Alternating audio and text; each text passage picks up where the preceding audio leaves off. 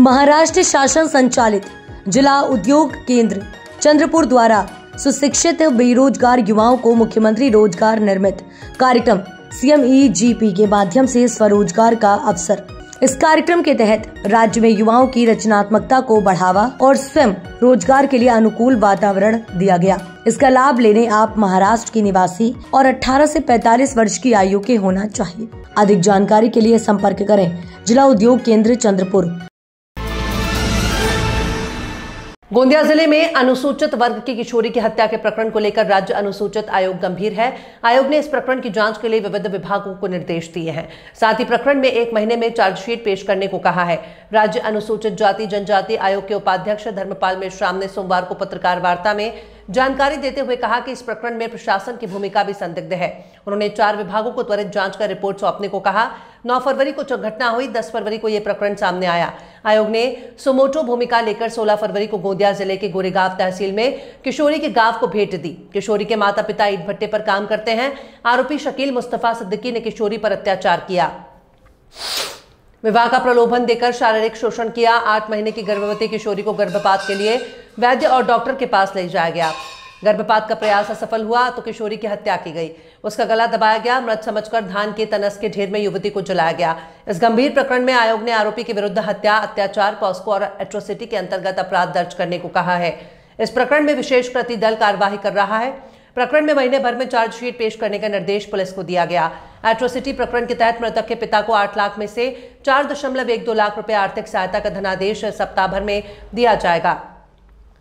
मृतक के पिता का राशन कार्ड, जाति प्रमाण पत्र आयोग की पहल पर त्वरित बनाया गया है। आयोग की ओर से पुलिस, कामगार, महिला और बाल कल्याण, बाल हक संरक्षण विभाग को नोटिस दिया गया है। स्वास्थ्य उपचार से संबंधित सभी विभागों को निरीक्षण और सर्वेक्षण करने के आदेश दिए गए हैं।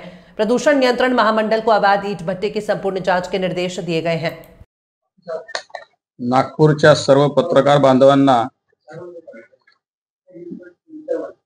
नमस्कार आणि धन्यवाद की आपण एका छोट्या कॉलवरती आपण सगळ्या ठिकाणी आला आहात। खरं तर ही जी पत्रपरिषद आहे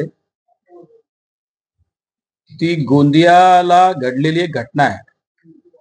त्या घटनेच्या अनुषंगाने आजची ही पत्रपरिषद मी या ठिकाणी बोलावलेली आहे। विषय संवेदनशील आणि अत्यंत महत्त्वाचा असल्याने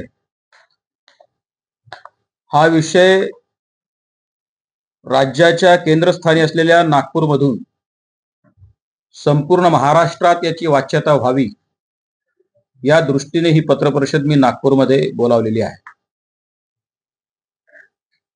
मानेकसा नावाच्या गावी, जिल्हा गोंदिया, तहसील आमगाव,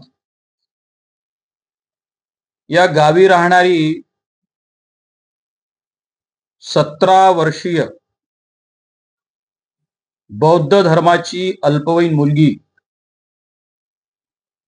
जिचे आई वडील गोंदिया शहरालगत असलेल्या विटा भट्ट्यांवर कामाला जायचे, तो शकील मुस्तफा सिद्दीकी या 38 वर्षे वयाच्या इसमाने, आरोपीने या अल्पवयीन मुलीची निघृण हत्या केलेली आहे।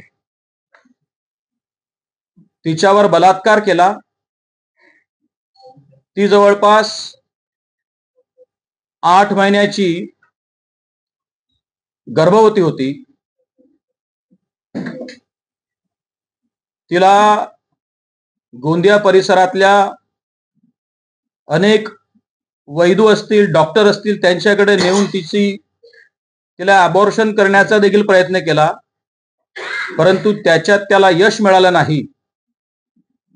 आणि जेव्हा कदाचित त्या पोरीने त्याच्यासोबत राहण्यासाठी आग्रह धरला असेल, ती जबाबदारी नको किंवा आणखी काय असेल, त्या अर्थानं या विकृत मनोवृत्तीच्या नराधमाने, शकील मुस्तफा सिद्दीकी नावाच्या विकृत मनोवृत्तीच्या नराधमाने या 17 वर्षीय बौद्ध पोरीची गळा आवळून संध्याकाळच्या सुमारास सर्वप्रथम हत्या करण्याचा प्रयत्न केला. ती मेली असं समजून तिला तणसाच्या त्यात नेऊन त्याच्या जवळ असलेल्या लायटरनं तिला जाळलं आणि तो पळून गेला. ती पोरगी त्यावेळेला मरण पावली नव्हती. ती जवळपास 26 ते 27 फूट ज्या ठिकाणी जाळलं त्यापासून ती स्वतःला वाचवण्याच्या प्रयत्नात घसरत गेली, परंतु तिला जीव सोडणं वाचवणं शक्य झालं नाही.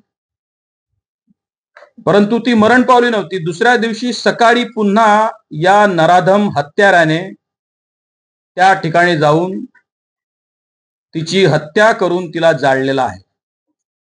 असा घृणित प्रकार, मानवतेलाही काळीमा फासणारा आणि माणुसकीला लज्जा घालणारा प्रकार या विकृत मनोवृत्तीच्या नराधम शकील मुस्तफा सिद्दीकी नावाच्या इस्माने केलेला आहे. या प्रकरणामध्ये मी स्वतः मुलीच्या पालकांच्या घरी भेट दिली.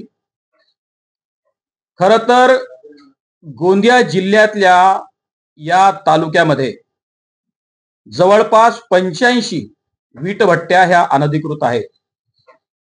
सर्वोच्च न्यायालयाचे दिशानिर्देश स्पष्ट असताना अशा जिल्ह्यांमधलं प्रशासन गांभीर्यानं कोणत्याही शासनाच्या नियमांकडे लक्ष घालत नाही किंवा न्यायालयाच्या निवाड्यांचा देखील अवहेलना करताना आपल्याला दिसत आहे.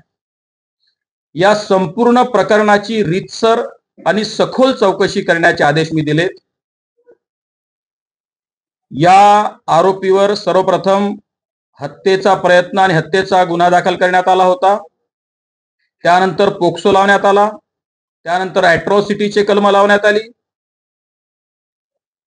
या संपूर्ण प्रकरणामध्ये जे विशेष कृती दल असतं, ज्यामध्ये पोलीस अधिकारी, ज्यामध्ये कामगार अधिकारी आणि ज्यामध्ये महिला बाल कल्याण अधिकारी आणि ज्यामध्ये बाल संरक्षण अधिकारी, अशा 4 प्रकारच्या अधिकाऱ्यांचं संयुक्त कृती दल असावं आणि त्यांनी त्या जिल्ह्यातल्या सगळ्या आस्थापना, सगळ्या इंडस्ट्रियल आस्थापना असतील किंवा साधारण आस्थापना असतील यांची तपासणी करावी आणि त्यानुसार कार्यवाही करावी. अशा पद्धतीचे शासनाचे आदेश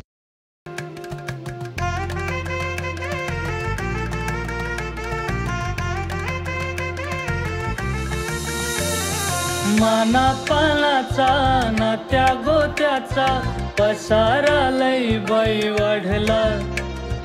रुसवा नको ग बाई कुणाचा, मोठ्यानी उतारा काढला.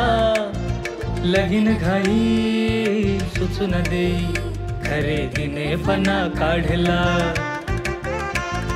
खरेदीला वर्षीधीने उत्साह नवा आणला. बांधला बसका बांधला, बांधला बसका बांधला, बांधला